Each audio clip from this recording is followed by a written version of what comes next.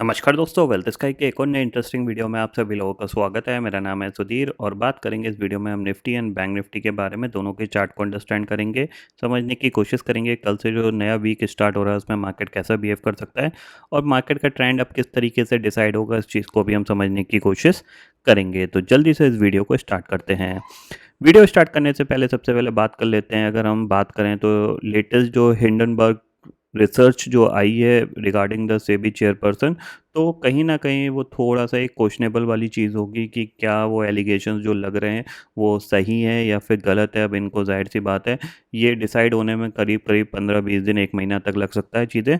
तो थोड़ा सा ये हमारे मार्केट के लिए थोड़ा सा एक अनसर्टिनिटी वाली सिचुएशन होगी, बट हालांकि मार्केट इसको ज़्यादा सीरियस नहीं लेगा क्योंकि ये पर्टिकुलर किसी कंपनी के रिगार्डिंग नहीं है। सेबी चेयरपर्सन अगर कोई भी प्रॉब्लम आती है तो जाहिर सी बात है उनको हटा के किसी दूसरे को वहाँ पे बिठा दिया जाएगा। बट हाँ, ये क्वेश्चनेबल चीज़ है कि जब हमारे यहाँ इतने सारे म्यूचुअल फंड्स हैं उनके होने के बावजूद एक आउटसाइड इंडिया फंड्स में पैसे लगाना, ये सारी चीज़ें थोड़ा सा क्वेश्चनेबल वाली चीज़ें। बट हालांकि ये बड़े लोगों के कह सकते हैं एक टंटे हैं और बड़े लोग ही संभाले इनको। हमारे हाथ में कुछ नहीं है, ना हम शॉर्ट साइड पे बैठे हैं ना हम बाय साइड पे बैठे हैं जिससे हमें कोई ज़्यादा बेनिफिट मिलेगा। लेकिन ये चीज़ है कि जब ये एलिगेशंस लगे हैं तो इसकी वजह से क्या है कि जो रिगार्डिंग द एफएनओ मार्केट को लेके जो इस सेबी की तरफ से जो रुझान आ रहे थे, बार बार कोई ना कोई यहाँ पे एक कंसल्टिंग पेपर आ रहा था और जो भी एक्शन लिए जा रहे थे वो कहीं ना कहीं टलते हुए दिखाई देंगे, क्योंकि अब बंदा अपनी दिक्कत को पहले सॉल्व करेगा या फिर मार्केट को देखेगा।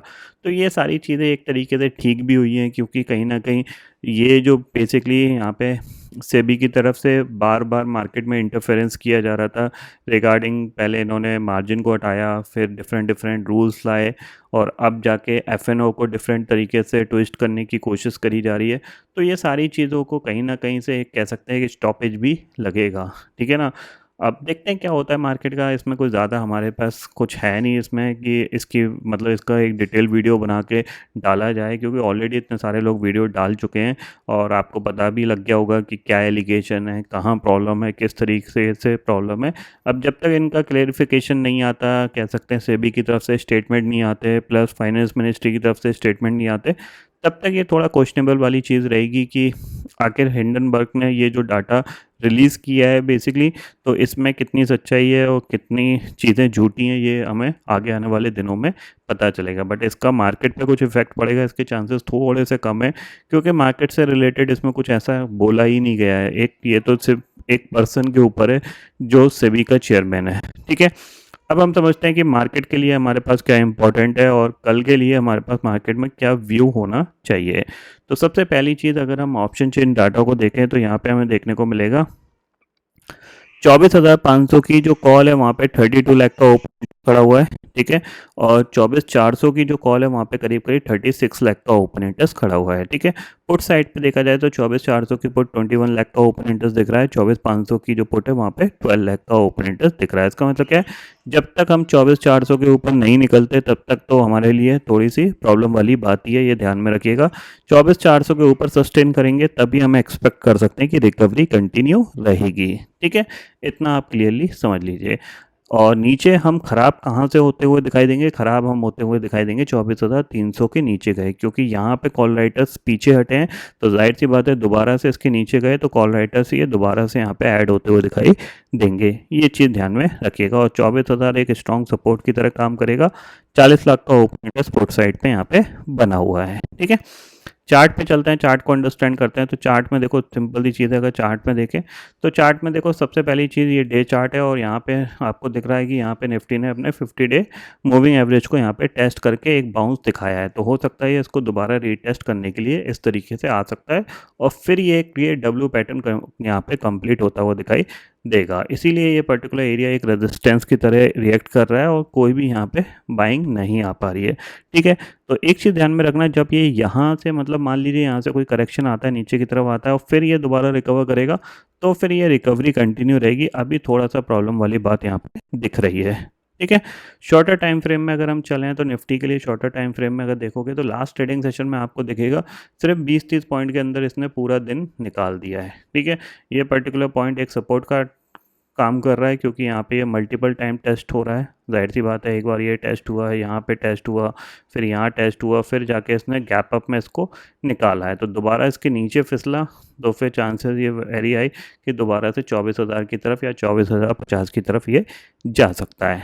ठीक है, ऊपर अगर हम 24,450 के ऊपर सस्टेन करेंगे तो फिर हमारे पास ये पूरा गैप है, इस गैप को ये फिल कर सकता है धीरे धीरे, तो इस पे भी आपको ध्यान रखना है। और 24,500 के ऊपर तो आपको डेफिनेटली बाय करके ही काम करना है, क्योंकि फिर गैप में जो 200-150 पॉइंट का जो बना रहेगा वो ये फिल कर सकता है यहाँ से, क्योंकि जैसे इसके ऊपर निकलेगा तो ये फिर ये गैप फिलिंग के लिए जा सकता है। ये पॉइंट आपको ध्यान में रखना है। तो ये 200 पॉइंट आपको ईजिली मिल सकते हैं, तो 24,500 के ऊपर आपको बाय करके ही कामकाज करना है। ठीक है, निफ्टी का व्यू हो गया। बैंक निफ्टी की बात करें तो बैंक निफ्टी में आपको देखने को मिलेगा, तो देखो बैंक निफ्टी ने क्या किया, यहाँ पे 50 डे मूविंग एवरेज को तोड़ के नीचे आया है। अब ये धीरे से इसको दोबारा टेस्ट करने जा रहा है, तो कहीं ना कहीं ये जो बेसिकली 50,900 के आसपास का जो एरिया है, ये इसके लिए एक रेजिस्टेंस एरिया है। तो इसके ऊपर निकलेगा तभी हम एक्सपेक्ट कर सकते हैं कि एक अच्छी रिकवरी यहाँ पे बनेगी। ऊपर निकलने के लिए सबसे इंपॉर्टेंट लेवल है 51,000। 51,000 के ऊपर आपको डेफिनेटली बाय करके काम करना है as per the day chart. ठीक है, और अगर इसको नीचे जाना है तो जाहिर सी बात है यहाँ पे ये रेजिस्टेंस लेगा बार बार, फिर दोबारा से नीचे की तरफ आ सकता है। अराउंड हम एक्सपेक्ट कर सकते हैं 49,900 तो इजीली आ सकता है। ठीक है, शॉर्टर टाइम फ्रेम में अगर हम चलते हैं तो शॉर्टर टाइम फ्रेम में अगर आप देखोगे तो 50 मिनट टाइम फ्रेम में आपको देखने को मिलेगा, तो इसके लिए जो अब रेजिस्टेंस पॉइंट है वो आपका है 50,750 का। इसके ऊपर निकलेगा तो फिर ये गैप फिलिंग के लिए जा सकता है ऊपर। 51,250 का हमारा टारगेट हो सकता है, तो 50,750 के ऊपर आपको डेफिनेटली बाय करके काम करना है।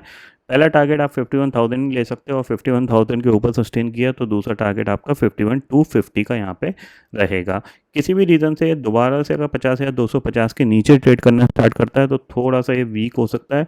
इस तरीके से आप चाहो तो एक ट्रेंड लाइन खींच सकते हो। ठीक है, ये इस तरीके से आप ट्रेंड लाइन मार्क कर सकते हो, तो इसको ये ब्रेक करके नीचे की तरफ 50,000 दोबारा से आ सकता है। स्ट्रॉन्ग सपोर्ट के तौर पे 49,750 आपके लिए एक स्ट्रॉन्ग सपोर्ट का काम करेगा। इसके नीचे मुश्किल ही है क्लोज देगा फिलहाल, क्योंकि ग्लोबल मार्केट में ऐसी कोई फर्दर सेलिंग नहीं बढ़ी है, ये ध्यान में रखिएगा। लेकिन फिर भी ये पर्टिकुलर पॉइंट अगर आपको मिलता है तो एक बार ज़रूर बाय करके कामकाज करिएगा।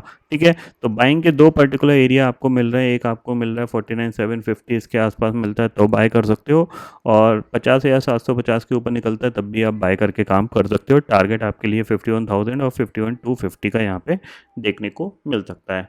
फिलहाल मेरे को लगता है कि ये मार्केट ये वीक हो सकता है कि इसी रेंज में ही कामकाज करने की कोशिश करे, यहाँ पे ये ध्यान में रखिएगा। ठीक है, तो ऐसा कोई लेवल्स नहीं है जिसके हिसाब से हम यहाँ पे परफेक्टली काम कर सके, क्योंकि मार्केट में ऑलरेडी लास्ट वीक जो देखा गया था एक काफ़ी हद तक एक अच्छी खासी वॉलेटिलिटी देखने को मिली थी, तो हो सकता है मार्केट अब थोड़ा सा साइडवेज यहाँ पे ज़्यादातर दिन साइडवेज काम करने की कोशिश करेगा। ठीक है, ग्लोबल मार्केट की सिचुएशन देख लेते हैं, तो लास्ट ट्रेडिंग सेशन में अगर हम बात करें तो थोड़ी सी रिकवरी कंटिन्यू हुई थी और पॉजिटिव में ही बंद हुए थे दोनों इंडेक्स, नैस्डैक और डाउ जोन्स।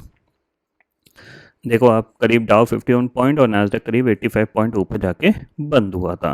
तो कहीं ना कहीं जो ग्लोबल मार्केट में एक करेक्शन देखने को मिला था लास्ट वीक, अराउंड 13 से 14% नैस्डैक गिरा था, तो अब वहाँ पे धीरे धीरे रिकवरी कंटिन्यू होती हुई दिखाई दे रही है। और एक बार ये 17,000 के ऊपर ट्रेड करना स्टार्ट किया तो फिर ये दोबारा से अप ट्रेंड को यहाँ पे इंटैक्ट करता हुआ दिखाई देगा। ठीक है, तो हमारे मार्केट के लिए सब कुछ फिलहाल ठीक ठाक ही है। कल देखेंगे कि ये जो बेसिकली हिंडनबर्ग रिपोर्ट आएगी है, इस पे मार्केट कैसा रिएक्ट करता है। अगर किसी भी वजह से बड़ा गैप डाउन खुलता है तो डेफिनेटली आपको वहाँ पे एक बार बाइंग का अटेम्प्ट ज़रूर करना चाहिए, क्योंकि वहाँ से मार्केट रिकवर होने के चांसेस बने रहेंगे, क्योंकि नीचे कंटिन्यू मार्केट के पास सपोर्ट्स हैं। ठीक है, तो आई होप दोस्तों ये पर्टिकुलर डाटा आपको समझ में आ गया होगा। दोस्तों फिलहाल इस वीडियो में इतना ही है।